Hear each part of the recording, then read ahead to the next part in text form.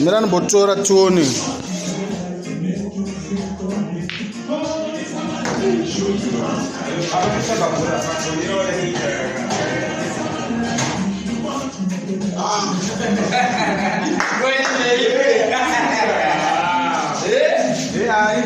Those no what this is.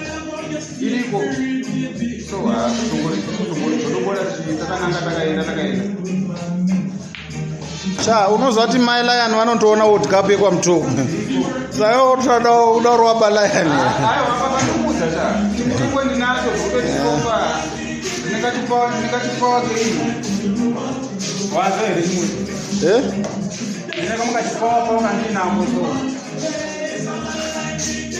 Ayanaka mahore anaka zvotoita kungoti kodo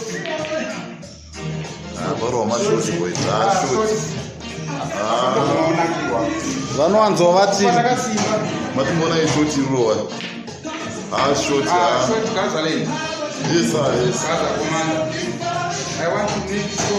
saka pandati shoti pamamonya ipapo pandati mai lion vanenge vachiona World Cup wakuingeja giant. Alright. vanonzi save vibes ivavo matikuona kuzvimbisa swa matikuona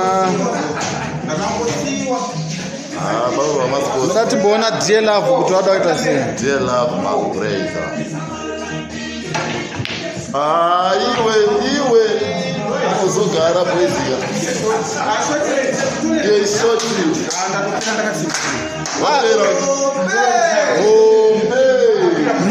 musoro heading unenge wakanyorwa mangwana kunzi akafa achigona sadembo.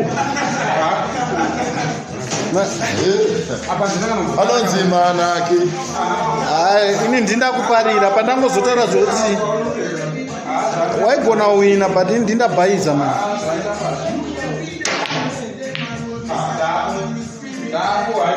wakwe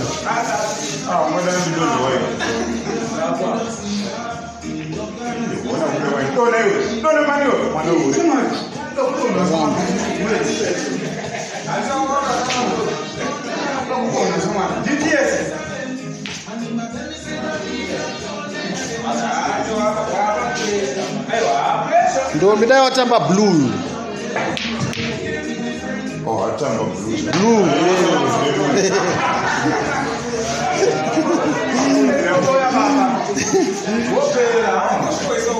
Iwe ndo